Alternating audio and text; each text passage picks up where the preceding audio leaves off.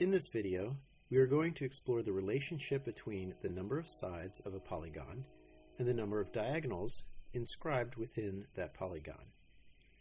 Here I have two shapes, a rectangle with 4 sides and a pentagon with 5 sides.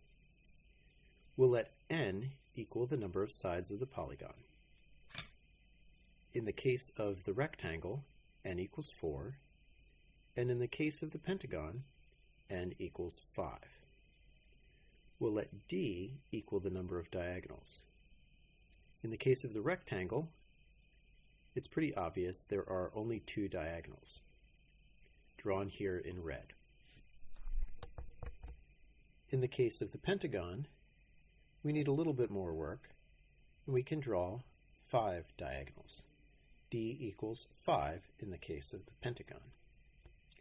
Now, our question is, what about when n equals 3, or when n equals 6?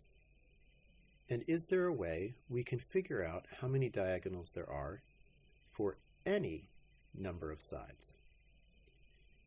For n equals 3, we have a triangle. If we try to draw from one corner or one point to another corner or another point along the triangle, we don't get any diagonals because we are simply drawing along the sides of the polygon. So when n equals 3, d equals 0. Now let's take a look at a hexagon. When n equals 6, how many diagonals will we have? Let's start at the first vertex. We'll draw 3 diagonals from the first vertex. Second vertex, we'll draw 3 more diagonals for a total of 6. From the third vertex, we don't need to draw the first diagonal because it's already there. We draw 2 more. From the fourth vertex, 2 diagonals are already drawn. We only need to draw 1 more.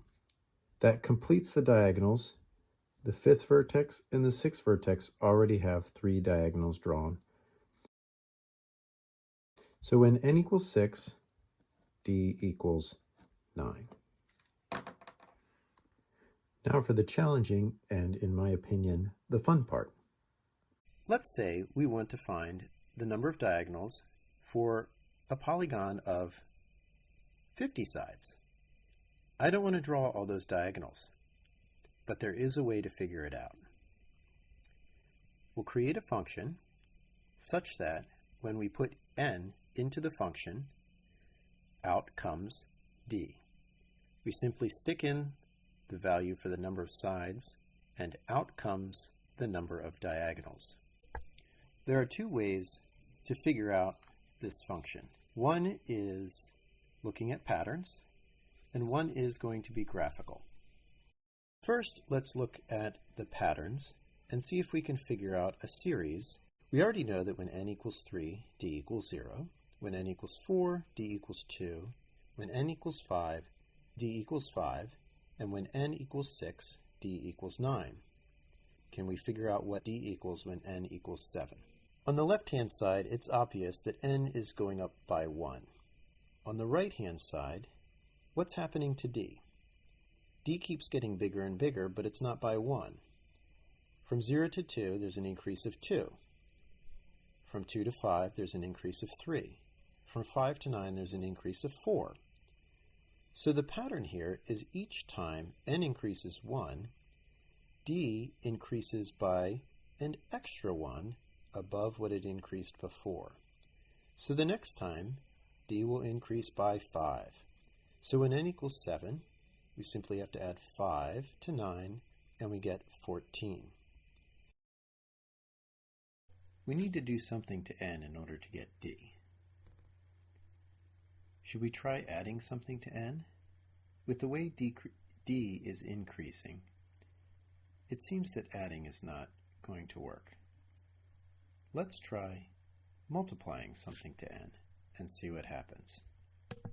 I'm going to add another line to our chart, and here we're going to write what it is that we are multiplying by n to get d. Let's see what we come up with. 3 times what equals 0? is 0. 4 times 1/2 is 2. 5 times 1 is 5. 6 times 1.5 is 9. 7 times 2 is 14. All right, I'm starting to see another pattern here. 0, 1/2, 1, 1.5, and 2. This will be easier to see if we get rid of the mixed fractions and turn all of these numbers into fractions with the same denominator. 0 becomes 0 over 2. 1/2 stays the same. 1 becomes 2 over 2. 1.5 becomes 3 over 2. And 2 becomes 4 over 2. Pause the video here and see if you can identify another pattern. Take a look at the numerators. The numerators are now increasing by 1, just the same as n is increasing by 1. This means that n is now related to the numerators of that something we are going to multiply. Each of the numerators is 3 less than n. So let's put it all together. Our function, f of d, is equal to n times something.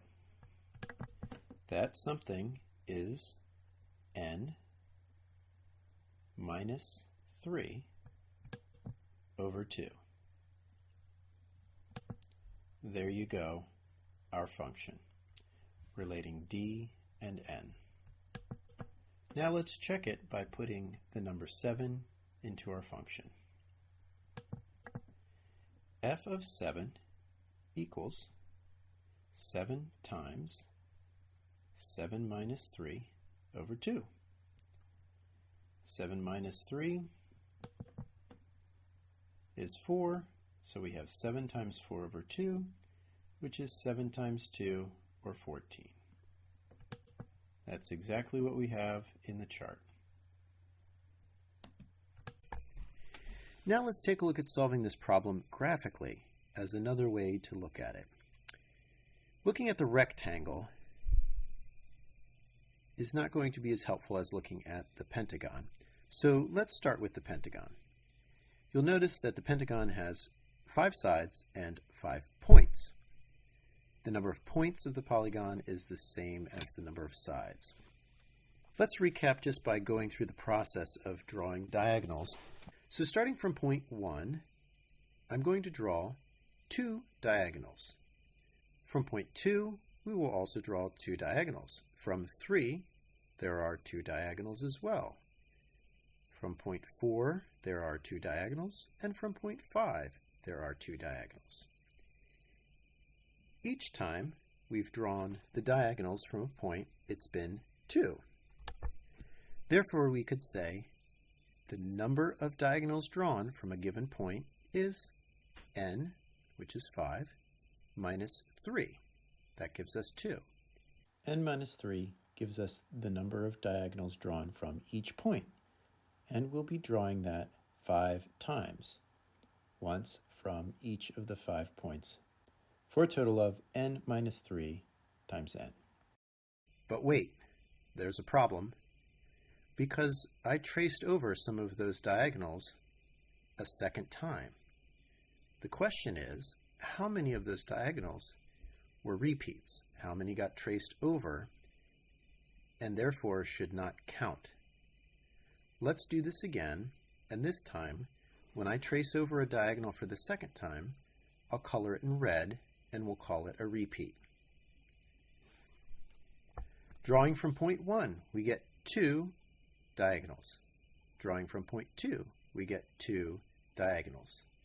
Drawing from point 3, we get 1 diagonal and 1 repeat. Drawing from point 4, we get 2 repeats. And drawing from point 5, we get 2 repeats. The total number of diagonals equals the total number of repeats. The total number of sides and repeats equals what we found over here with the equation n minus 3 times n. But we don't want that number. We only want the number of diagonals. We don't want to count the repeats. This is 1/2.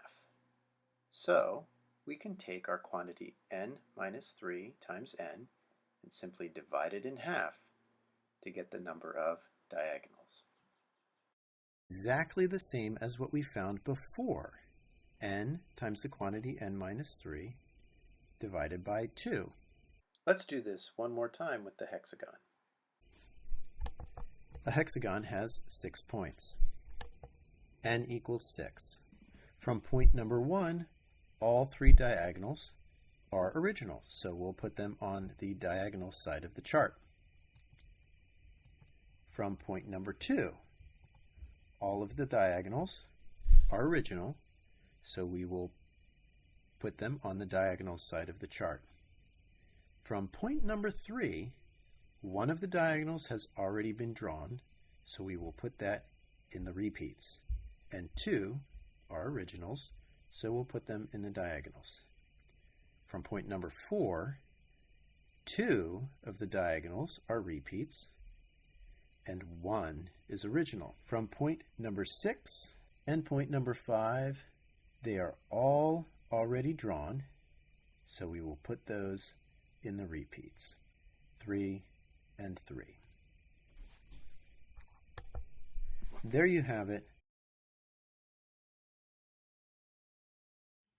Earlier in the video, I asked the question, how many diagonals would a polygon with 50 sides have?